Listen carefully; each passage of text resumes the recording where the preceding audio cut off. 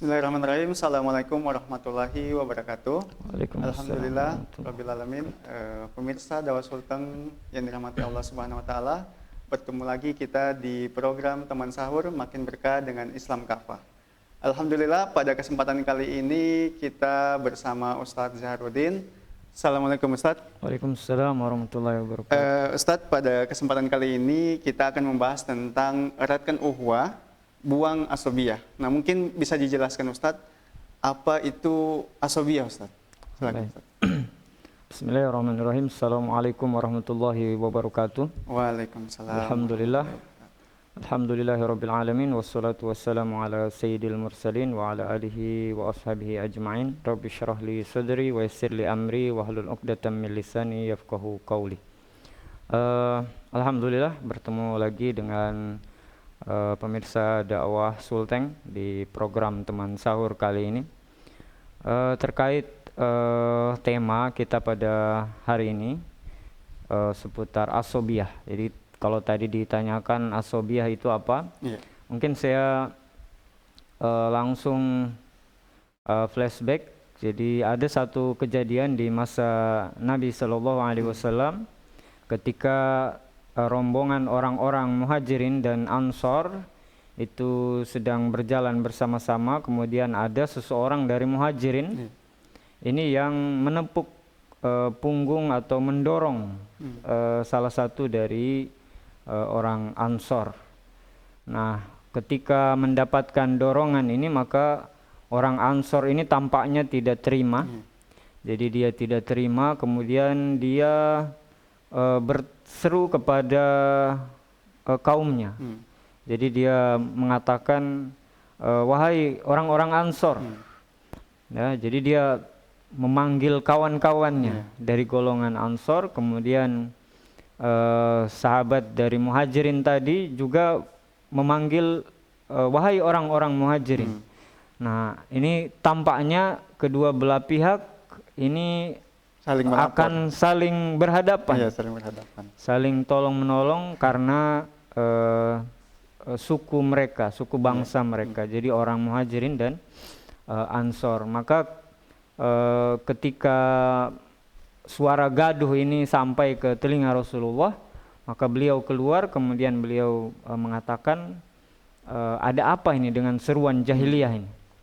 Ya, nah inilah kurang lebihnya.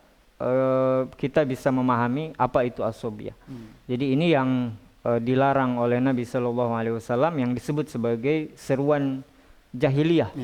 Jadi kebanggaan atas suku, kebanggaan atas bangsa sendiri, atas kelompok. Ya, bahkan mungkin kalau hari ini bisa kita lihat ya, bagaimana misalnya antar kelompok kaum muslimin, antar mazhab saling berbenturan dan bertikai satu sama lain. Nah, ini adalah bagian dari asobiyah yang dilarang oleh Islam, karena sejatinya ketika kita sudah berikrar dua kalimat syahadat, maka seharusnya kita menjadi saudara, saudara seakidah. Ya, bahkan ketika mengomentari ayat Al-Quran, a'udzubillahi minasyaitonirrajim, innamal mu'minuna ikhwah, Al-Imam Syekh Ali As-Sobuni beliau mengatakan bahwa ikatan atas dasar akidah itu lebih tinggi derajatnya daripada ikatan berdasarkan nasab. Nah, maka ketika seseorang memposisikan ikatan akidah, ikatan keislaman itu lebih tinggi, lebih rendah daripada ikatan yang lain, misalnya berbangga dengan suku, bangsa, kelompok dan lain sebagainya, maka saat itulah seseorang itu bisa disebut telah melakukan sesuatu yang disebut dengan fanatisme buta, asobiyah itu. Nah, ini sangat berbahaya karena dia bisa merusak ukhuwah Islamiyah yang seharusnya itu kita posisikan di tempat yang paling tinggi. Ya, harusnya seperti itu. Jadi selama dia berikrar dua kalimat syahadat, kita tidak akan melihat lagi warna kulitnya apa, dia latar belakang organisasinya apa, dia suku apa dan lain sebagainya. Karena misalnya kalau kita berbicara tentang suku, kita berbicara tentang bangsa, ya tidak ada satu orang pun di antara kita ini yang bisa memilih dia terlahir dari suku apa. Ya. Kita tidak bisa pilih, ya, karena kita terima jadi dari Allah Subhanahu wa taala. Ya, itu bagian dari ketetapan Allah, bagian dari takdir Allah yang harus kita terima, kita syukuri. Nah, apa yang bisa kita lakukan adalah berlomba-lomba dalam kebaikan. Jadi bukan kemudian berbangga-bangga dengan suku yang kita itu terima jadi. Kan tidak logis kita berbangga dengan sesuatu yang kita menerimanya kita terpaksa menerimanya dari Allah. Jadi ketetapan Allah, karena tadi kita tidak bisa memilih itu. Nah, inilah yang saya kira memang harus dibuang jauh-jauh, karena memang sangat berbahaya, bisa merusak ukhuwah Islamiyah yang justru seharusnya kita posisikan pada tempat yang lebih tinggi. Nah, kemudian di dalam riwayat yang lain mungkin untuk lebih mempertegas makna asobiyah itu adalah misalnya di dalam kesempatan yang lain Rasulullah SAW menjelaskan tentang asobiyah ini adalah kata beliau, asobiyah itu adalah ketika engkau menolong kaummu di atas kesesatan, di atas kesalahan. Jadi asobiyah itu adalah misalnya dia tidak peduli benar atau salah, yang penting ini kelompok saya, benar atau salah ini suku saya, benar atau salah ini mazhab saya. Nah, jadi dia tidak peduli pada benar atau salah, yang dia pedulikan adalah latar belakang kelompok, suku dan lain sebagainya. Jadi itulah yang disebut dengan asobiyah itu. Kita menolong kelompok kita di atas kesalahan. Berarti secara arti Ustaz, asobiyah ini fanatik berlebihan, Betul, fanatik jadi, buta. Iya, bisa disebut seperti itu, fanatisme buta, ya, fanatisme buta. Makanya di dalam riwayat Imam Ahmad kalau tidak keliru, jadi Rasulullah SAW menjelaskan bahwa bukan bagian dari umat beliau orang yang menyeru kepada asobiyah, berperang karena asobiyah, ya, menyerukan asobiyah dan dia mati dalam keadaan asobiyah, itu mati dalam keadaan mati jahiliyah, mati dalam keadaan membawa dosa besar. Seperti itu. Berarti asobiyahnya Ustaz memang konteksnya dia negatif Ustaz. Betul. Kalau misalnya asobiyah terhadap agama itu memang tidak ada Ustaz. Kalau asobiyah itu adalah term negatif, maka kalau misalnya kita, jadi beda fanatik dengan fanatik buta. Nah, jadi kalau asobiyah ini lebih ke fanatik buta. Nah, kalau kita fanatik terhadap agama itu wajib. Ya. Jadi jangan sampai kita malah toleran dengan perkara-perkara yang seharusnya kita fanatik di sana. Misalnya ya kita sebut haram kalau memang itu haram. Itu. Jadi jangan karena kita mau disebut toleran akhirnya kita melunak, ya sudah menurut saya haram. Tapi kalau menurutmu tidak haram ya tidak apa-apa. Ini tidak benar ya. Jadi untuk agama ya memang jadi ya bisa dibilang fanatik itu berarti term yang masih apa istilahnya masih apa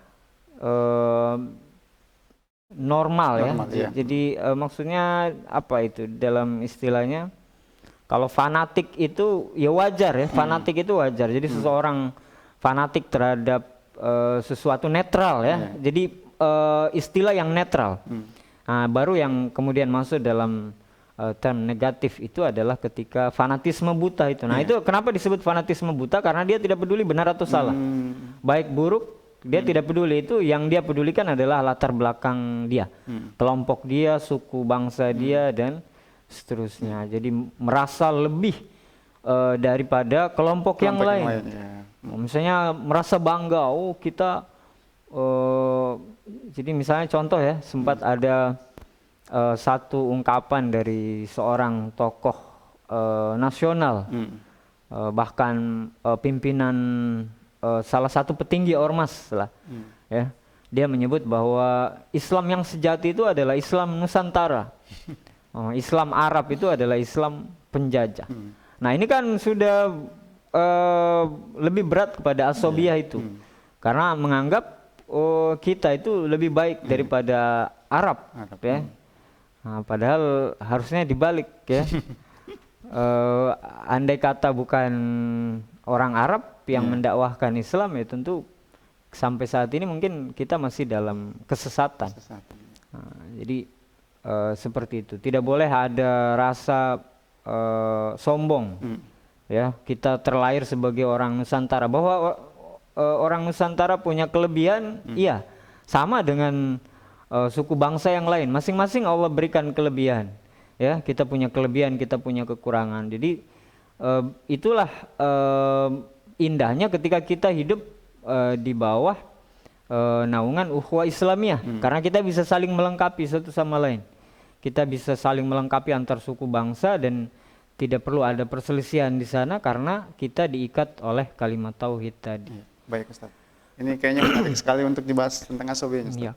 Karena kalau kita lihat fakta sekarang itu Ustaz, banyak sekali mungkin dari kalangan-kalangan thalabul ilmi, penuntut ilmu itu kelihatannya baru sebentar kajian itu kelihatannya sudah asobiyah, Ustaz.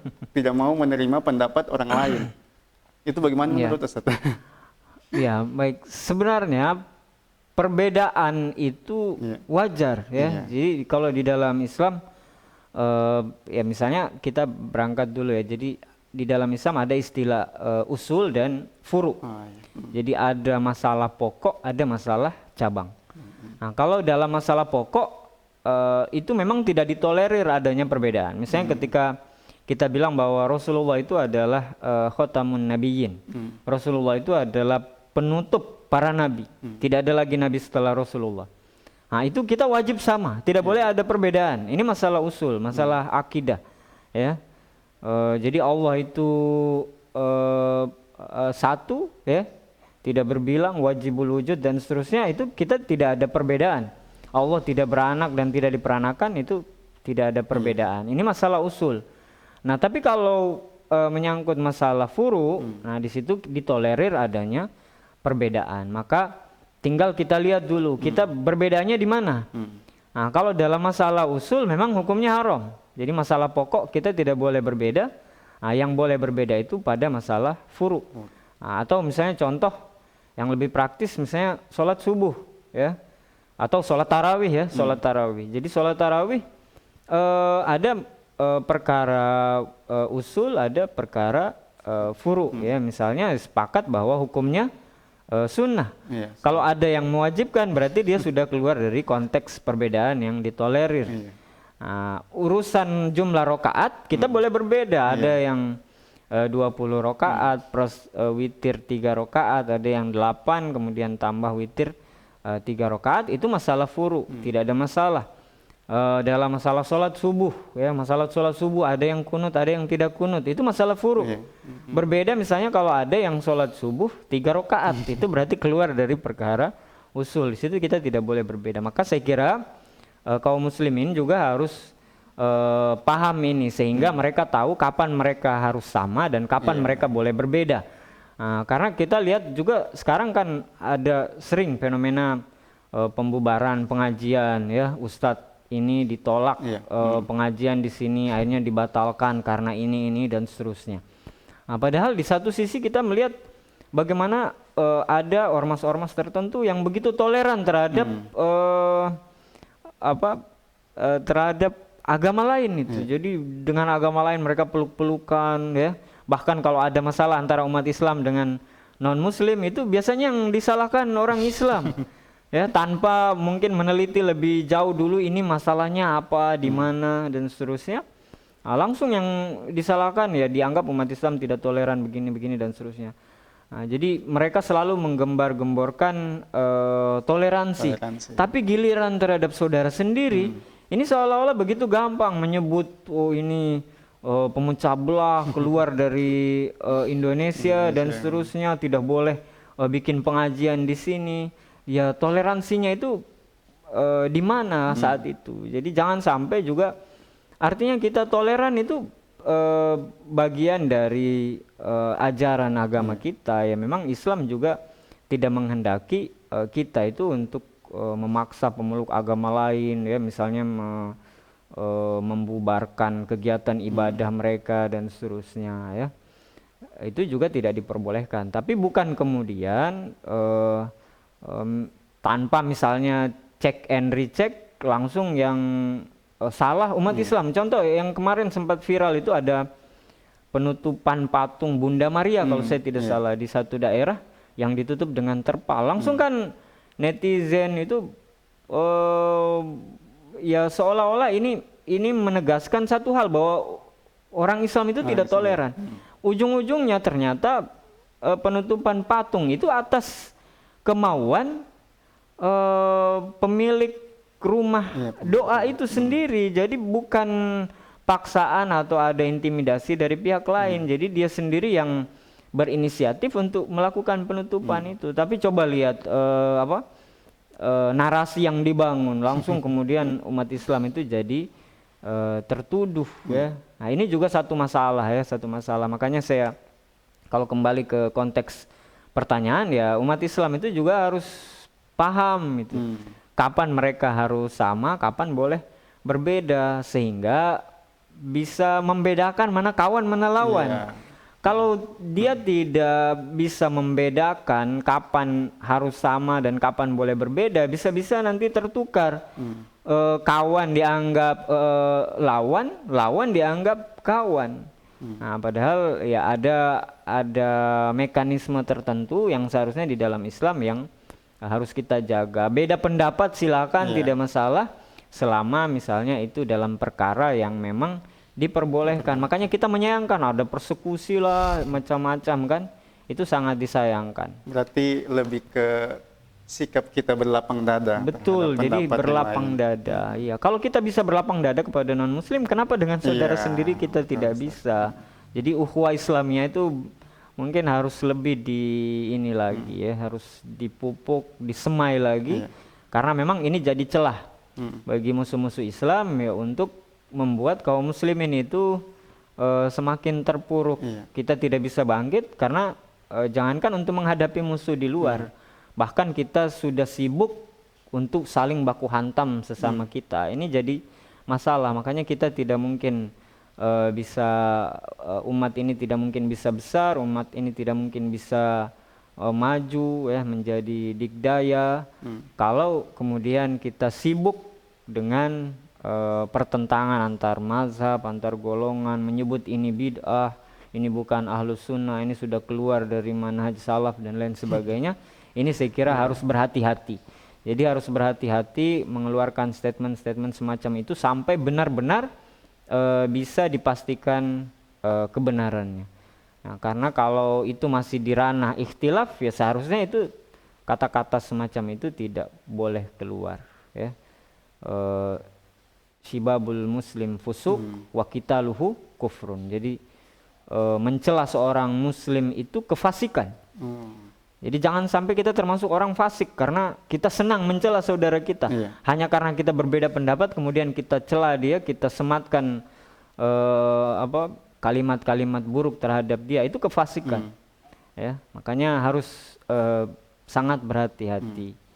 Ya, mungkin ini Ustaz, ada satu pertanyaan dari saya yang ingin saya hubungkan dengan isu yang lagi hangat kemarin Ustaz, mengenai Piala Dunia U20. Nah, itu kan bisa dibilang umat Islam itu terpecah dua, antara ingin ikut Piala Dunia membela Indonesia atau menolak Israel yang datang ke Indonesia demi membela Palestina, seperti Ustadz. Itu bagaimana menurut pendapat Ustadz dengan dihubungkan dengan Asobia, Ustadz? Baik, betul. Kebetulan saya sempat baca juga, jadi postingan dari salah seorang pemain timnas usia 20 yang bagi saya itu sangat tidak pantas keluar dari lisan seorang muslim. Jadi dianggap penolakan terhadap kedatangan timnas Israel itu derajatnya lebih rendah. Jadi maksudnya dia menyayangkan kalian membela Palestina tapi mengubur impian mimpi anak bangsa. Jadi seolah-olah membela Palestina itu derajatnya di bawah. Padahal kalau kita mau fair menilai ya tentu saja sebagai seorang mukmin tolak ukur kita syariah ya. Tolak ukur kita akidah, tolak ukur kita Islam. Bagaimana mungkin olahraga itu disejajarkan dengan nasib yang dialami oleh saudara-saudara kita di Palestina. Mereka terjajah, ya, dibombardir oleh Israel setiap saat. Ya. Bagaimana mungkin kita sejajarkan olahraga dengan kehormatan Palestina yang notabene adalah saudara kita seakidah. Ini saya kira adalah statement yang tidak layak, walaupun kemudian saya lihat dia juga meminta maaf atas pernyataan itu. Allah alam apakah memang dia menyesali sudah membuat statement seperti itu atau seperti apa. Tapi bagi seorang muslim tentu saja itu statement yang tidak pantas untuk keluar, ya. Karena sekali lagi olahraga itu hanya perkara mubah. Sementara membela kehormatan saudara kita sesama muslim itu hukumnya wajib. Apalagi ini terkait dengan satu bangsa. Ya, ini terkait dengan satu komplek ibadah yang merupakan kiblat pertama kaum muslimin. Ya tentu pembelaan kita harus lebih kuat dan lebih dalam lagi. Kalau mau flashback bagaimana Salahuddin Al-Ayyubi yang berazam untuk tidak pernah tersenyum karena Palestina itu masih berada di dalam cengkeraman musuh. Maka beliau berhenti tersenyum, ya, sampai kemudian Palestina itu berhasil beliau bebaskan dengan tangannya itu, beserta pasukannya yang luar biasa. Nah, jadi saya kira ini adalah bentuk asobiyah modern, ya. Jadi seolah masalah Palestina itu bukan masalah kita. Jadi masalah Rohingya bukan masalah kita, masalah Uighur bukan masalah kita. Kalaupun kita peduli, itu tidak boleh melebihi kepedulian kita terhadap bangsa sendiri. Nah inilah bahayanya nasionalisme itu. Jadi kita menolak nasionalisme bukan berarti kita tidak cinta dengan negeri ini. Kita cinta dengan negeri ini, tapi jangan sampai kita asobiah tadi. Jadi kita mencintai negeri ini walaupun kita tahu kita sudah melakukan kesalahan, tapi kemudian kita tetap berada di posisi itu. Ya itulah yang disebut dengan asobiah itu. Jadi nasionalisme itu adalah ketika kepentingan bangsa sendiri itu berada di atas segala-galanya. Padahal tadi mengutip firman Allah Subhanahu wa taala, innamal mu'minuna ikhwah. Bahwa ikatan atas dasar akidah itu harus lebih tinggi daripada ikatan yang lain, termasuk ikatan kebangsaan. Yang tadi dalam perspektif nasionalisme, ikatan kebangsaan itu kita harus punya prinsip mementingkan bangsa kita itu daripada bangsa yang lain. Nah, ini saya kira sudah menyalahi prinsip ukhuwah Islamiyah yang harus kita junjung tinggi tersebut. Jadi kita mencintai negeri ini, dan bagaimana cara kita mencintai negeri ini? Cinta itu harus diselaraskan dengan apa yang Allah dan Rasulnya inginkan kepada kita. Jadi ibarat seorang pemuda yang sedang jatuh cinta, nah tentu saja cintanya itu harus diselaraskan dengan aturan Allah dan Rasulnya. Jadi tidak sembarang kemudian dia mengumbar cintanya itu sesuai keinginan dia. Nah, jadi kalau kita betul-betul mencintai negeri ini, maka cinta itu harus diekspresikan sesuai dengan apa yang Allah dan Rasulnya inginkan terhadap kita. Oke, baik Ustadz. Mungkin pertanyaan terakhir Ustadz. Apa dampak negatif atau dampak buruk yang besar mungkin bagi umat Islam terhadap sikap asobia ini? Kemudian yang kedua, tips apa saja supaya kita sebagai umat Muslim itu menghindari asobia dan merekatkan ukhuwah itu, Ustaz? Iya. Baik. Jadi seperti yang sudah saya sampaikan tadi, bahwa asobiyah ini otomatis akan mengikis ukhuwah Islamiyah yang seharusnya kita posisikan di tempat yang lebih tinggi. Maka ketika seseorang terpapar asobiyah bisa dipastikan dia tidak akan memiliki apa yang disampaikan oleh Nabi Shallallahu Alaihi Wasallam, la yu'minu ahadukum hatta yuhibba li akhihi ma yuhibbu li nafsi. Jadi tidak sempurna keimanan salah seorang di antara kalian sebelum dia mencintai saudaranya sebagaimana dia mencintai dirinya sendiri. Kalau hari ini kita senang berbuka dengan menu buka puasa yang bermacam-macam, aneka ragam, kita punya baju baru, kita punya rumah yang nyaman kita tinggali, kita tidur dengan nyenyak, bangun sahur dengan tenang, seharusnya kita juga punya harapan yang sama terhadap saudara-saudara kita di belahan bumi yang lain. Kita punya perasaan dan harapan yang sama terhadap saudara-saudara kita di Palestina, terhadap saudara-saudara kita di Uighur yang kabarnya mereka dilarang untuk berpuasa, ya, saudara-saudara kita di Rohingya di Afrika yang kelaparan, ya, dan lain sebagainya. Jadi saya kira itu adalah karakter yang harus kita punya, bahwa kita punya kecintaan terhadap saudara kita sebagaimana kita mencintai diri kita sendiri. Nah, kemudian terkait tips bagaimana memupuk ukhuwah Islamiyah,